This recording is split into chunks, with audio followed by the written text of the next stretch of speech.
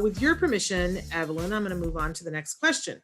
Good morning. Can ABA provider provide kids an instructional aid or school shadow during online school this year if they are already getting ABA therapy with CARD? This is like the question of the day. Does the ABA have to sign a contract with the school district, or is that through your medical insurance? His teacher said she was going to look into the possibility of an instructional aid. I remember during our intake, the lady told me they might be able to help with an instructional aid and school shadows in the school for academics, but not in the home. What my son is having therapy for. Maybe the school might be able to provide one, but I rather rather than have ABA experience, so I thought I'd ask about how that works. Okay, where do they live? That's the big question. Yeah, if you can write in and tell us what state you're in, and even potentially what school district, I will share that with Evelyn. I don't necessarily need to share that with the world, but it really, It varies. Sort of, right? Yeah. So in the US, if you're in the US, you have what's called FAPE, free and appropriate education. Okay. So every child is guaranteed that. And, that's the beginning of this. If you have health insurance funding, your health insurance funding has medical guidelines, medical necessity guidelines. And that funding is for medical necessity.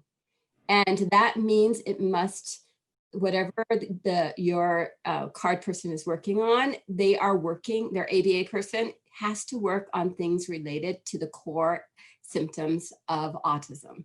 And it has to be from the medical viewpoint.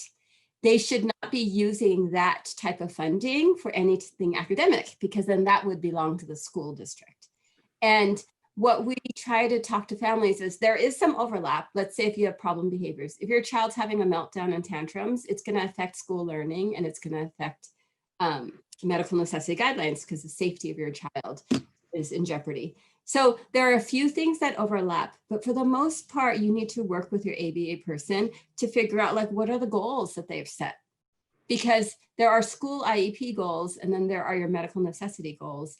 And depending on the funding is what you can use the therapy for. And some schools have been, we work with some districts where they're like, no, you can, we want your CARD person there, and we fund CARD and to be there with our child, your child through Zoom or the internet, through classes, to still prompt and all of that. But the thing is, a lot of schools have specifics like, yeah, you can't be in the home because they don't want the liability of having somebody at home. And so they're saying you can help, but you have to do it through Zoom. And in the same way, some insurance with medical parity, insurance can't limit where a service is happening if they're giving medical necessity, because if a person is diabetic, you can't say that they can't have their insulin when they're in the school setting. So that's an aspect of on the medical side. So you really have to work with your BCBA to see what the goals are for academics and what are the, that the school's given and what they're approving, and then what is given on the medical necessity side.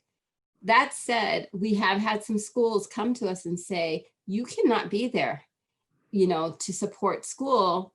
We don't care. And it's because they're afraid that they're going to sue, because at some point if you can say, hey, my child did so well this year because CARD came and supported me and all their academics are way ahead, that means the school didn't give a free and appropriate education because the parents or someone was paying for that. And so then it becomes a legal issue about did the school give what the child needed? And that becomes the big discussion that schools, they want to have some control over that through their IEP process and all of that. So if you have a district that does fund for ABA, for paraprofessionals there with you in school and all of that, that's where you need an advocate to kind of walk you through the process. If you are in a CARD office where the person at CARD is telling you, yes, we have people in your district, there is another way. Sometimes, like, we have some really good relationships with school districts where we just call them and say, hey, this person came in, we're going to recommend that they need somebody at school. Like, let's start talking about this.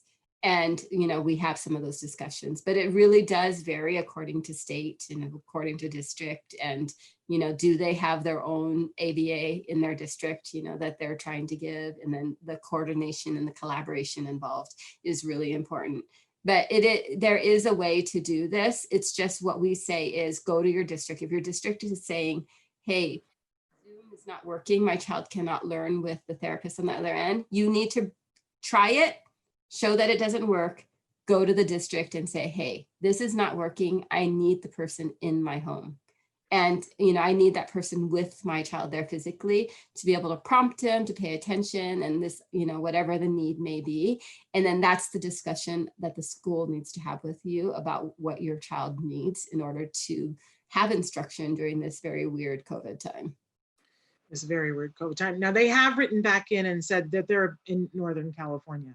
So I just want to, on Mondays, obviously we didn't have her this week because it was Labor Day, but on Mondays we have Bonnie Yates with us to answer legal questions that have to do with education. She's a educational, special education lawyer is what she is.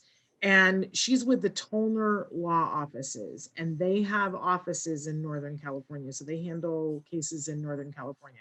It doesn't mean that you necessarily need to put a lawyer on retainer, but I always say, it'll take you at least a half an hour to fill out the paperwork to get the free half-hour consultation. It'll be worth your time.